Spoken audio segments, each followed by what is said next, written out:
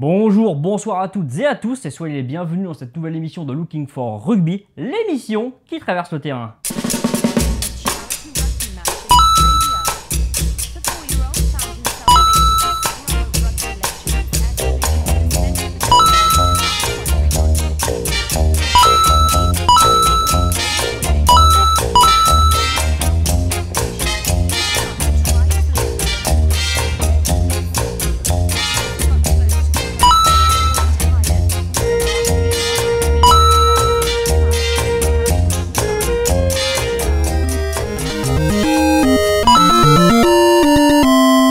Dans l'émission d'aujourd'hui, on va vous parler d'une catégorie de joueurs bien à part, les Centurions.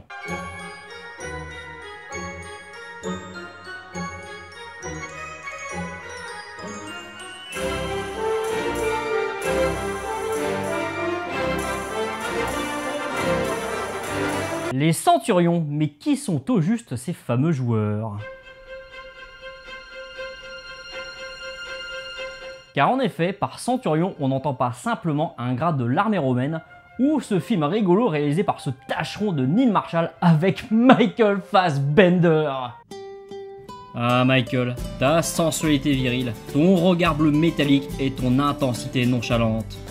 On te pardonne tout, vraiment vraiment tout. Même cette grosse purge de Days of Future Past de Bryan Singer. Quel foutage de gueule ce film, c'est encore pire que X-Men 3. T'es fier de toi, Brian? Ça te suffisait pas de massacrer Superman et de ploter des assistants? Il fallait aussi que tu saccages X-Men. Bon, pour Prometheus, je pardonne pas par contre. Je m'égare, je m'égare. Un petit mot, Michael? Stiglitz. See how feed us into your Nazi boss.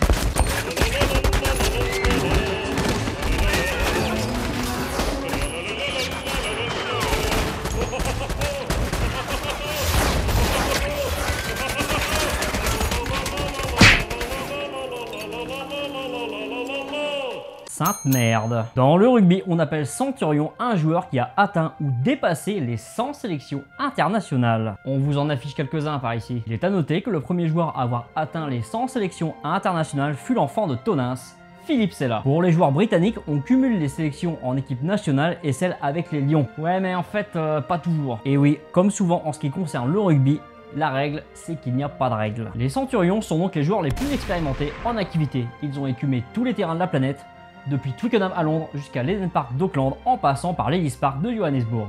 Voilà pour la définition, mais comment en devenir un ? Pour parvenir à ce stade de l'évolution ultime du rugbyman, un certain nombre de qualités sont requises. Voici donc les conseils de LFR pour devenir un beau centurion comme Kevin Mealamu. Tout d'abord, la précocité. En effet, une carrière de rugbyman ne durant pas indéfiniment, il est nécessaire que cette carrière démarre le plus tôt possible. Le centurion est souvent au départ un jeune joueur talentueux, si ce n'est carrément un diamant brut. On citera par exemple le cas de Brian O'Driscoll. O'Driscoll démarre sa carrière internationale en inscrivant 3 essais au Stade de France contre l'équipe de France bien sûr, avec l'équipe d'Irlande, pour la première victoire irlandaise interfrançaise depuis moult années. Autre début tonitruant, ceux de Richie Mako, l'emblématique capitaine des All Blacks. Il débute sa carrière en 2001 contre l'Irlande. Jugé trop petit et pas assez physique par pléthore de spécialistes du jeu, il finira tout de même homme du match à l'issue de cette première sélection. Ensuite, il faut savoir perdurer et rester à haut niveau en équipe nationale et en club pour continuer d'engranger des sélections. Jouer dans un club coté disposant des bonnes infrastructures et d'un bon staff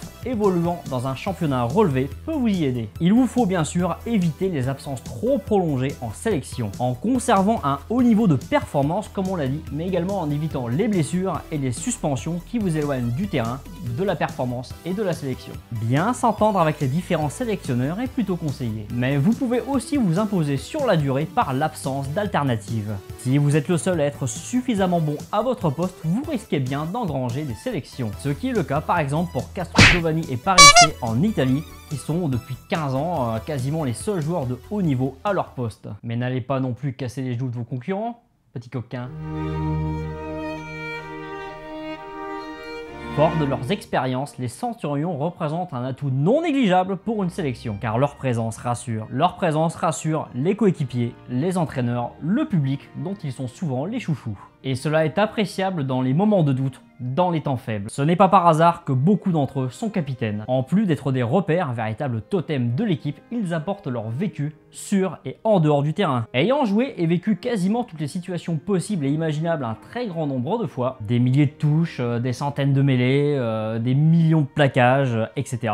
Ils disposent donc d'une capacité supérieure à y répondre. Y répondre moins par le physique que par la technique, mais surtout par leur leadership, leur capacité à inspirer les jeunes joueurs. C'est largement comme cela que fonctionne la sélection des All Blacks par exemple. Et par-dessus tout, ils inspirent le respect. Une petite anecdote pour illustrer ça. En 2014, à l'occasion du match Nouvelle-Zélande-Afrique du Sud, le capitaine des Springboks, Jean de Villiers, honore sa 100e sélection. Son vis-à-vis dans ce match pour les All Blacks est Mahanonou, le très puissant 3/4 centre du rugby club toulonnais. Sorti sur blessure, Mahanonou attendra d'avoir remis son maillot à Jean de Villiers à l'occasion de cette 100e sélection avant de rejoindre l'hôpital où il se fera opérer. Cela montre tout le respect qui est dû au centurion. Et voilà, c'est tout pour aujourd'hui. On espère que vous en savez un petit peu plus qu'au début. Retrouvez Looking for Rugby sur nos réseaux sociaux, Facebook, Twitter, Google+. Si cette vidéo vous a plu, n'oubliez pas de la partager. Un pouce bleu, c'est bien aussi. Un pouce rouge, c'est moins bien, mais ça, c'est vous qui voyez. N'oubliez pas de vous abonner à la chaîne et à la prochaine.